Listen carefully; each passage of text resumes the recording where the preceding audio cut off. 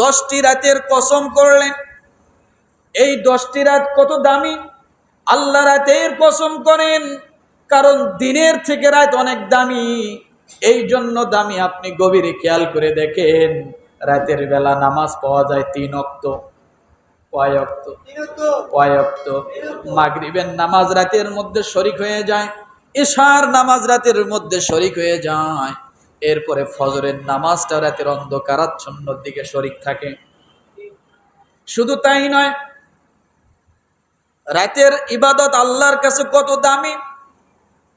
রব্বুল আলামিন নিজে বলেছেন, ওয়া মিনাল লাইলি ফাতাহাজ্জাদ বিহি নাফিলাতাল লাক আসা আন ইয়াবআসাকা রাব্বুকা মাকামান মাহমুদা।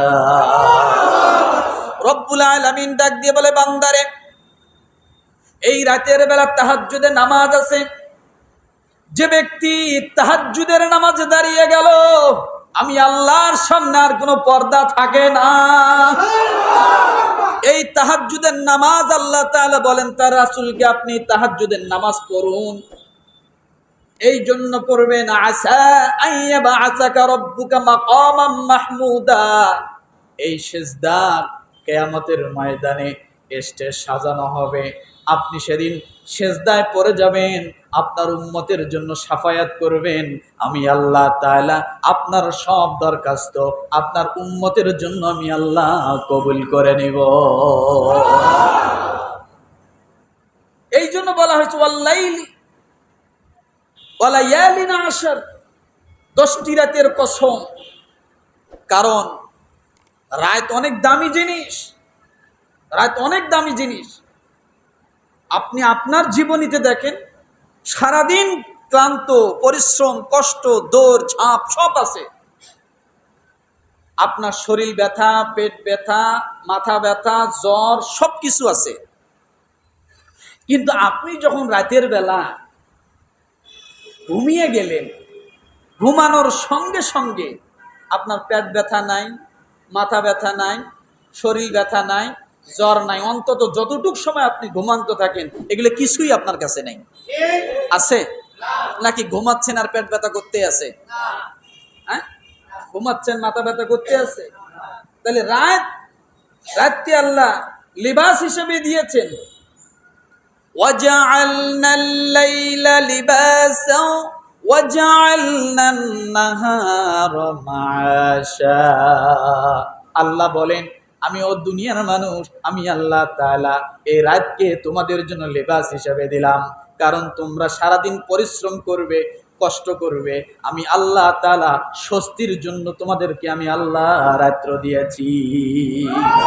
ওয়াজআলনান নাহারা মাআশা, এবং দিনকে তোমাদের জন্য পরিশ্রমের জন্য দিয়েছি। দিনে পরিশ্রম করবে, আর রাত তোমাদের জন্য এসে সেই ক্লান্তি পরিশ্রমকে দূর করে দেবে। রাত এত বড় ওষুধ মানুষের জীবনে। আপনি যদি 5 মিনিট 10 মিনিটও ঘুমায় যান, আপনার 10 মিনিট আগের শরীর আর 10 মিনিট পরের শরীর আকাশ জমিন ব্যবধান হয়। কথা ঠিক না? এই জন্য রব্বুল আলামিন রাতের কসম করলেন 10 রাত। কয় রাত? 10 রাত। ওয়া লায়ালিন আশর, 10টি রাতের কসম। এরপরে তৃতীয় নম্বরে আল্লাহ যে কসম করলেন, ওয়াশ-শাফঈ ওয়াল ওয়াতর, যে 10টি রাতের কসম করেছেন আল্লাহ, ওই 10টি রাত হলো জিলহজ মাসের প্রথম 10 দিনের 10টি রাত। জিলহজ মাসের প্রথম 10 দিনের 10 রাত। এই 10 রাতের গুরুত্ব বুঝতে যায় আল্লাহ 10টি রাতের কসম করেছেন। সুবহানাল্লাহ বলেন। এরপরে রব্বুল আলামিন তৃতীয় নম্বরে বলেন ওয়াশ-শাফঈ ওয়াল ওয়াতর, এবং জোর ও বিজোরের কসম। জোর ও জোরে বলেন, জোর ও বিজোরের কসম। তাফসীর কারকরা বলেছেন, জোর বলতে 10টি রাত, বেজোর বলতে জিলহজ মাসের প্রথম 10 দিন, আর জিলহজ মাসের প্রথম হলো 9 দিন। আবার অন্যান্য তাফসীর কারকরা বলেছেন, জোর বলতে রব্বুল আলামিন দুনিয়ার জমিনে যা কিছু সৃষ্টি করেছেন জোড়া জোড়া সৃষ্টি করেছেন, কিন্তু বেজোর হলেন আমার আল্লাহ। দুনিয়া যা কিছু সৃষ্টি আছে সব কি আছে? কি আছে? ওয়া খালাকনাকুম আজওয়াজা। আল্লাহ বলেন আমি আল্লাহ তাআলা যা কিছু সৃষ্টি করেছি সব জোড়ায় জোড়ায় সৃষ্টি করেছি। গাছ, এই গাছেরও জোড়া আছে, মাছের জোড়া আছে, সাগর নদী নালা খাল বিল যা কিছু দেখেন সব আল্লাহ কি করেছেন?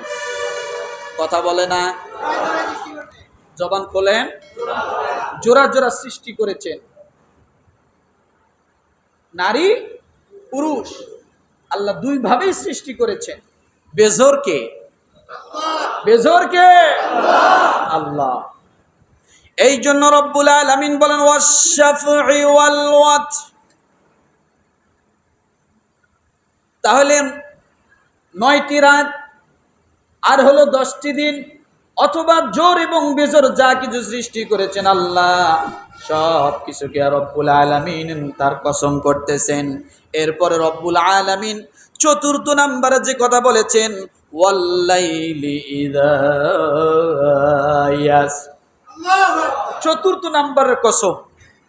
4 নাম্বার কসম ওয়াল্লাইলি ইযা ইয়াসর, এবং রাতের রাত যখন তা গত হতে থাকে, রাত যখন গত হয় শেষের দিকে একবারে গভীর কালো অন্ধকারাচ্ছন্ন শেষ হয়, ওই সময়টা কোন সময়?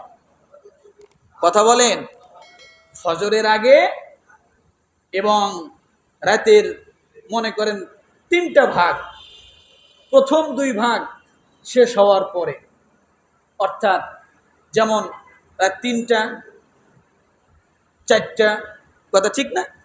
এই রকম সময়। কেন আল্লাহ এই সময়টুকুর কসম করলেন?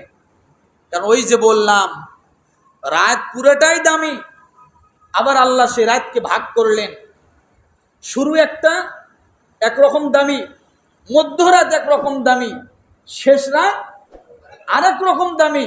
রাত শেষ হওয়ার পরে ফজর হলো কি আরেক রকম দামি। আল্লাহ রাতটাকে আবার খণ্ড করে করে রাতের মর্যাদা গুরুত্ব বুঝাইতে চাইলেন।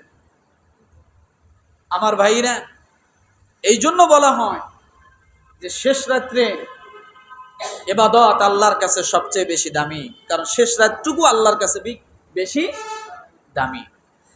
আমার ভাইরা 4টা কসম করলেন। এরপরে রব্বুল আলামিন 5ম নাম্বারে কি কথা বলেন? আলফি যালিকা কসমুল লিযী হিজর। আল্লাহ বলেন এরপরও কি একজন জ্ঞান সম্পন্ন ব্যক্তি, মেধা সম্পন্ন ব্যক্তি, বুঝমান সম্পন্ন ব্যক্তির জন্য কি এখানে কোনো উপদেশ সে গ্রহণ করবে না? সে কি কোনো উপদেশ গ্রহণ করবে না? এ কথার পরেও কি সে বিশ্বাস করবে না?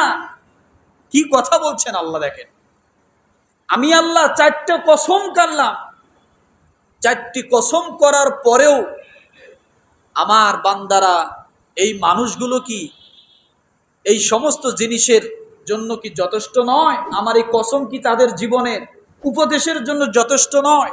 তাদের জীবনের শিখার জন্য কি যথেষ্ট নয়? আমি আল্লাহকে মানার জন্য তাদের জীবনে কি এই 4টা কসম যথেষ্ট নয়?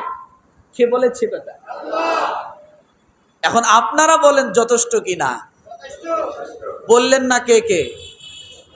আপনারা বলুন যথেষ্ট কি না? আল্লাহ কসম করেছেন, দুনিয়ার মানুষ নয়।